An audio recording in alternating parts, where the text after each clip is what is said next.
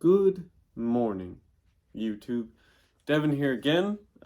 Still not feeling the greatest, but I gotta muscle through some stuff, so we're bringing you another video today. That video would be on this, probably one of the most famous Russian helmets ever to see service. That would be the SSH-40. Now, this is not an actual World War II dated one, but it is still one of the early ones that has the kind of brown chin strap before they would switch to green, which would happen in about 1950. So if you have one from before 1950, it should have this kind of brown chin strap. After that, they would be kind of green. They're all in this kind of light olive green color.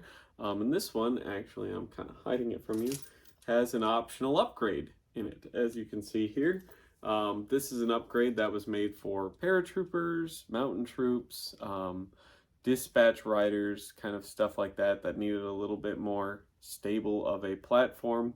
And all that it was is it's a little leather chin strap that would clip over the rivet brackets for the normal 3-pad type suspension system. And this helmet would be used for quite a long time, a very, very long time.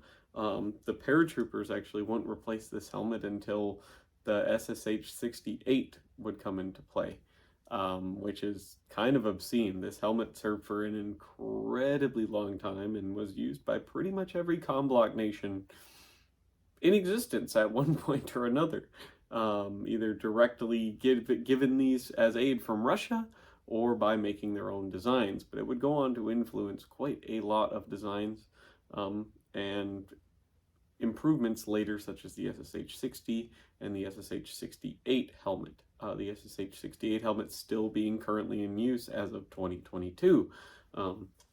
This helmet was meant to be a wartime economy measure.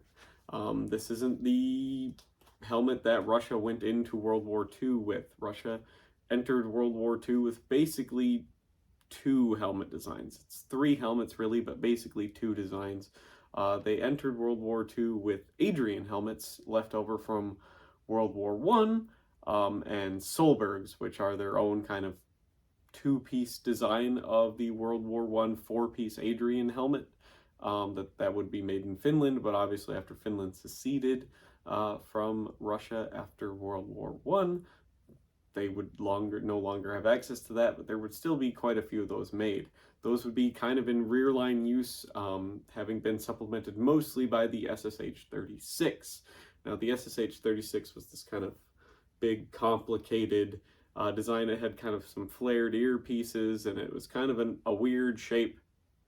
And it was kind of expensive to manufacture. The liner was a lot more complicated than the liner in the SSH-40, and obviously after fighting Finland in the Winter War in 1939, they would realize that they needed a helmet design that had a little bit better coverage, was a little bit better suited for winter equipment. Winter equipment was a big problem for Russia. That's they found out during the Winter War.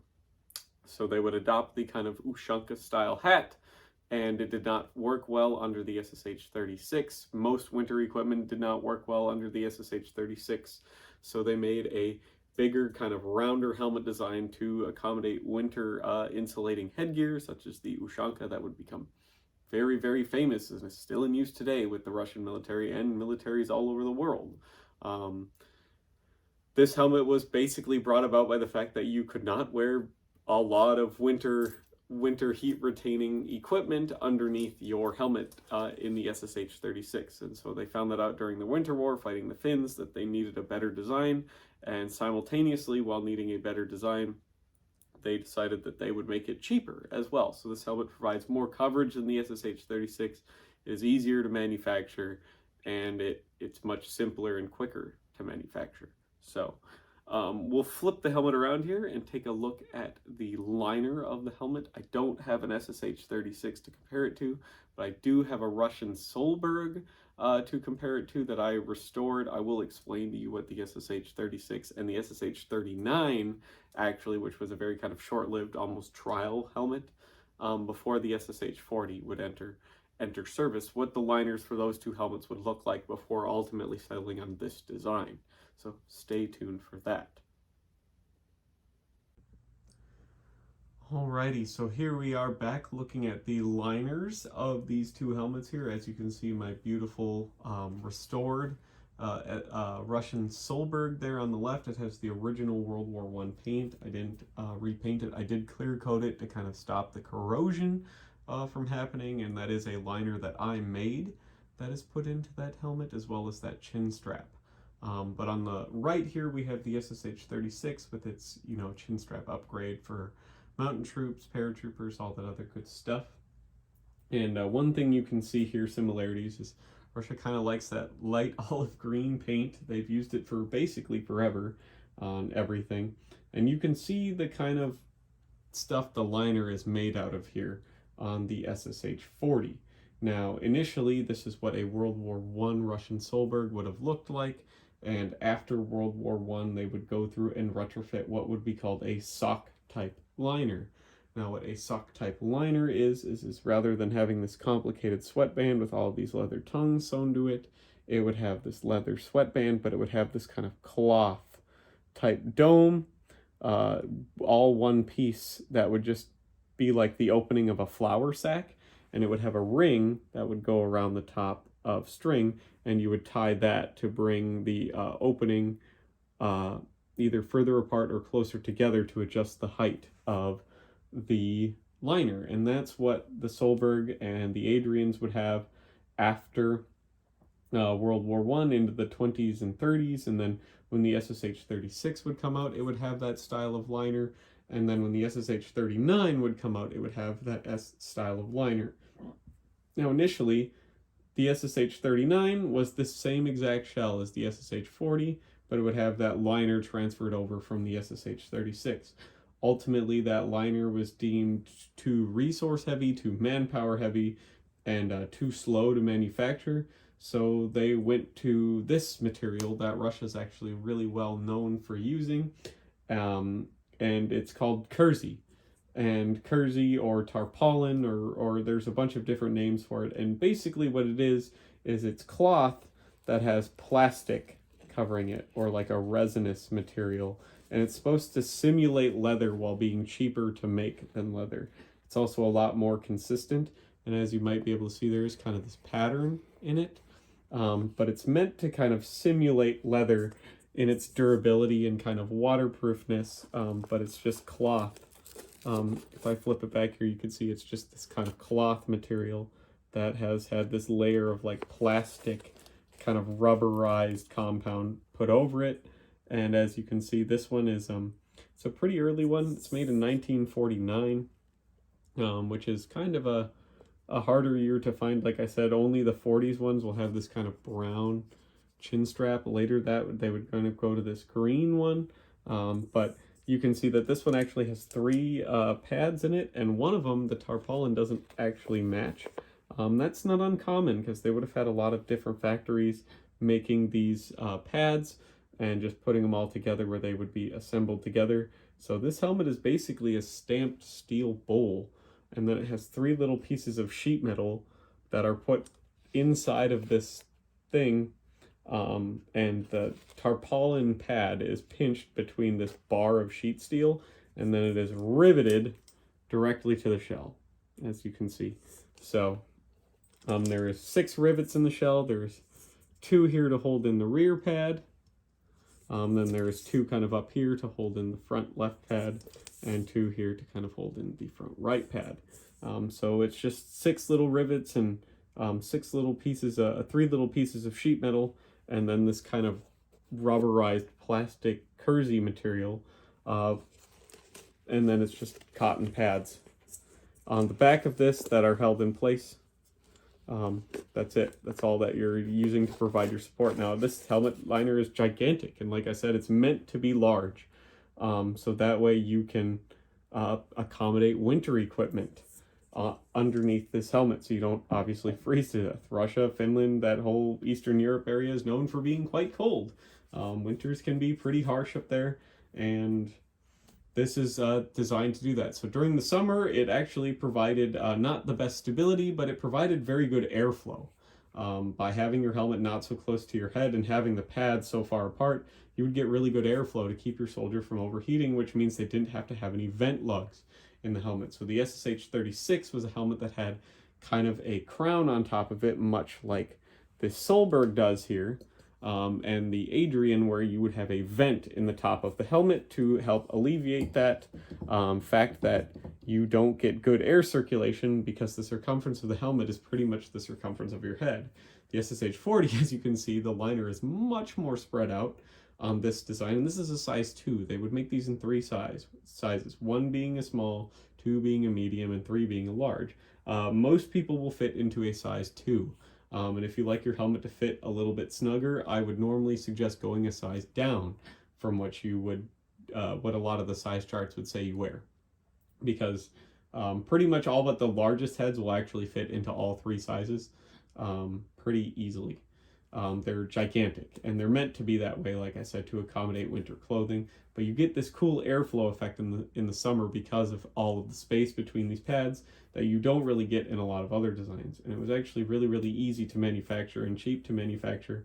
It only took about, I think it was like 2 or 3 man hours to make one of these helmets from start to finish, from making all of the pads and making the chin strap and, you know, forming the steel plate into a, you know, helmet shell and riveting it all together. Making literally all of this helmet would only take 2 to 3 man hours from scratch to make, which is, you know, really, really good if you look at how fast it would take countries to manufacture helmets.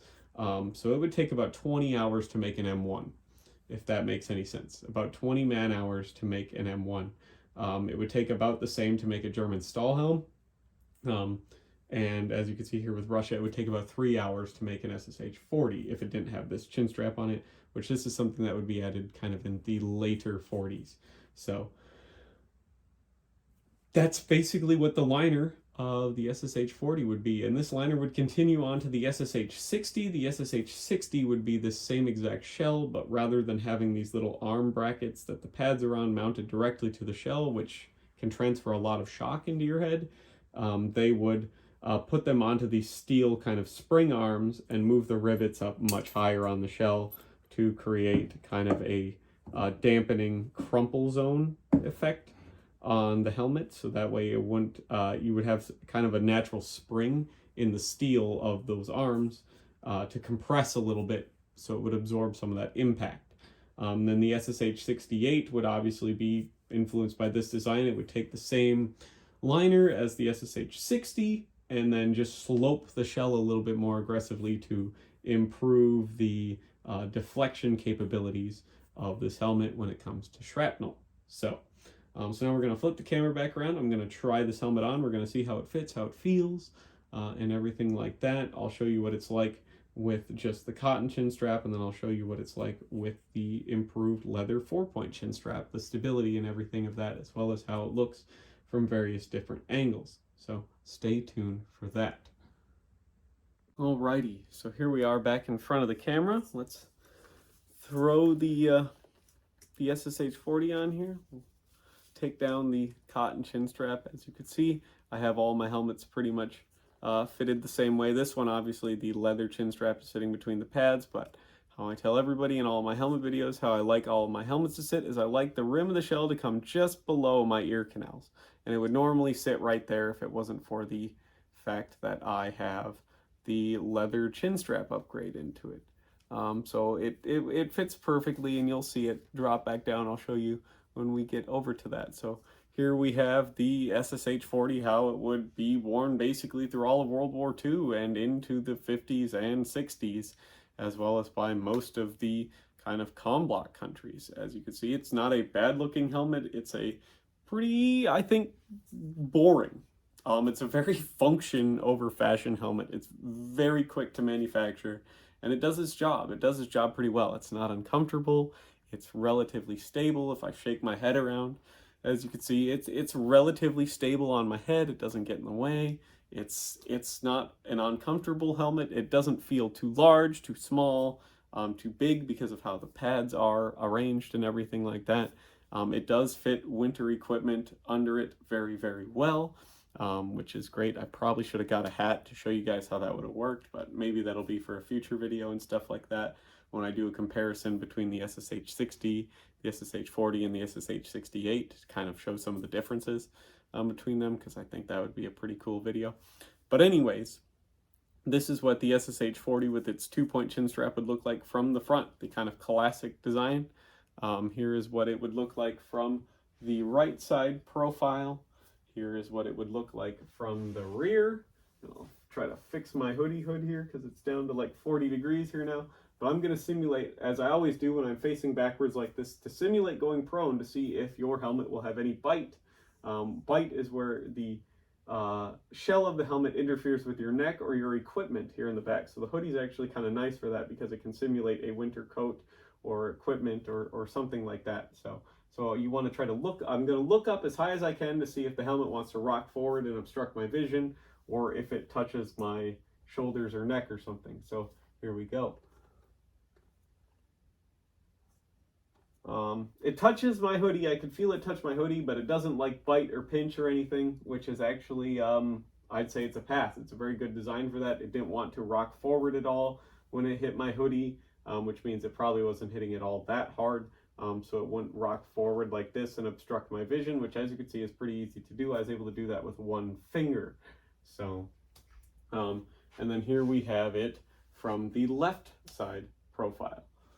It's a pretty decently good looking helmet, I would say. So now we'll adjust the chin strap back out, and we'll put the 4-point chin strap on and see if it performs any better or any worse, if it feels any more stable or not. And we will go from there. So this is how you would see a lot of the Russians, much like the Americans, wearing their helmet, just because for some reason they didn't like the chin strap. But if we take this off here now and we put on the 4-point chin strap, as you can see, it sits a little bit lower on my head now because I'm not having this in the way. So as you can see, it's right where I would like it to fit. But if we put on this 4-point chin strap here, which is your simple kind of keyhole stud arrangement, this is what it would look like if a paratrooper, a dispatch rider, or something would be wearing it, a mountain trooper, so your helmet doesn't fall off your head as easy. And then oftentimes it would be actually used in conjunction with the regular cotton chin strap. So we'll put that back on here so that way everyone can see what it would look like. So here you go. This is what the SSH-40 with the upgraded chin strap would look like from the front. It is much more stable. I could throw my head around a lot more. The helmet's not moving or adjusting. It's a simple, nice upgrade, actually. It feels like the weight of the helmet is much more distributed. It doesn't feel like it wants to rock forward or back as much, which is a problem with a lot of just 2-point chin straps. Your helmet will want to rock forward or back because the only 2 points securing it to your head are right here. So there's nothing stabilizing it, on this axis. It's only being stabilized on this axis. So here's what it would look like from the front with the upgraded paratrooper, mountain trooper, dispatch rider chin strap. Here's what it would look like from the right side profile. Here is what it would look like from the rear profile. And once again, we're going to simulate going prone. I assume it'll do pretty much the same as the 2-point chin strap. Pretty much, it doesn't really change how the shell kind of adjusts, but it is much harder now for it to ride forward and fall in front of my vision. That comes with having the 4-point chin strap for stability. And this is it from the left side profile. This is actually a really, really, really good helmet design for how cheap and quickly it was able to be manufactured and used and put into production. They would make millions of these, an absolute crap ton of them. They can still be had for cheap. The only ones that are really, really expensive, or if you have like a favorite comm block country to collect from, this is kind of like the Pokemon of helmets, the SSH-40 and its influences. They're kind of like the Soviet version of the M1. So if you have a comm block history type thing, or you're a big Russian fan, or like a Polish fan, or a Bulgarian fan, or a Czech fan, or, you know, any of those kind of Soviet bloc countries, Hungary, all that stuff, they all had their own version of this helmet. So you can collect them all. You can get every single version of this helmet for relatively cheap, actually. It's a lot of like the Euro clones of the M1. This was the counterpart of the M1. This is a helmet born in World War II, just a few years before the M1 actually, and would continue to see service into the 60s and 70s and 80s sometimes, just like the M1 would. So it's a very, very cool helmet, and they can be had for really cheap right now, actually, still, compared to a lot of other helmets. You can get a really good quality SSH-40 or one of the Comblock countries' versions of it for pretty cheap in the grand scheme of things as far as helmet collecting goes. This is like one of the first helmets that I really got into because they were so cheap. About the only ones that are really kind of expensive or difficult to find or you're going to pay for are the World War II dated ones because they have that conflict associated with them. So, but other than that, you can have one of the ones from the 1950s sometimes for $20 still. That's a helmet that's getting, you know, up there near 90 years old. So for, you know, it'll be 72 if it was made in 1950, you know, it's for $20 still. You can find those out there. They're around. It's a great place to start if you want to start helmet collecting. They're really cheap. They're a good sturdy design. You don't have to worry about breaking it. If you do break it somehow, there's plenty of other ones out there. It's not something I would be too worried about in the grand scheme of things. So, but hopefully you guys enjoy this video. If you like my content and all the other good stuff, I just spent a lot of money on a computer and everything. Hopefully get back on track as far as making, improving the channel still and everything like that. Hopefully gaming and streaming and stuff will be coming here soon, as well as a much better performance and everything out of my videos.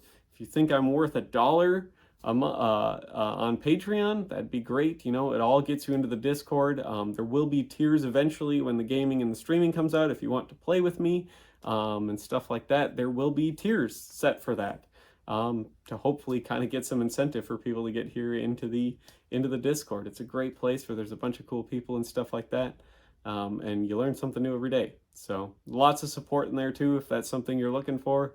There's a lot of very good people in the Discord, so it's about my only requirement for you to be in the Discord is to be a good person and give me at least $1 a month on Patreon. So thank you all for stopping by. Hopefully I can see all of you here in the next video. Bye-bye now.